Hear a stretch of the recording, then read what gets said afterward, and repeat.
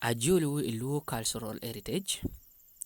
Tin atamo ni omiero wanen kit ma kigoyo kero orak onyo kit ma jomo kene luongo ni agwara. Orak kono kigoyo ni ning. Orak kigoyo kichili ki ma kiyobo. Mano ijogo che tuwe otera mabe. Mano ka igoyo kom awal che kelo duon mabe. Pol jomo kene pe ging'eyo kit ma kigoyo kere orak onyo awal weko kel duon mabe. Jomo kene ti chanya chanya ni kak kak kak kak kak. Jomo kene jwaya jwaya ni rat rat rat rat rat. Eno ni nyuro ni in pe ng'eyo mielo rak. La mielo rak ki kome gomo ng'ut chieni tien kirio.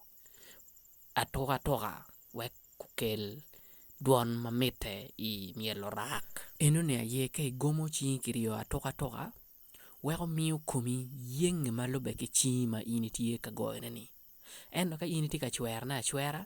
Irute dok pingi dugu mal. Irute pingi dugu mal bien. Iti ka chwer komo awala chwera.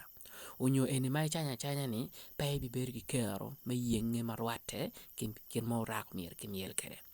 Orak ini twaro goyo ne ma no ingweja bien karcha vuli. Ka gichero kama bo no miel di kama bo. Igoyo raka ye. Uwero, ungwejo, uchero wakamo uchero ye. Ki yom chwin ki lelo. Kong wanen kin mo orak ki goyo kere.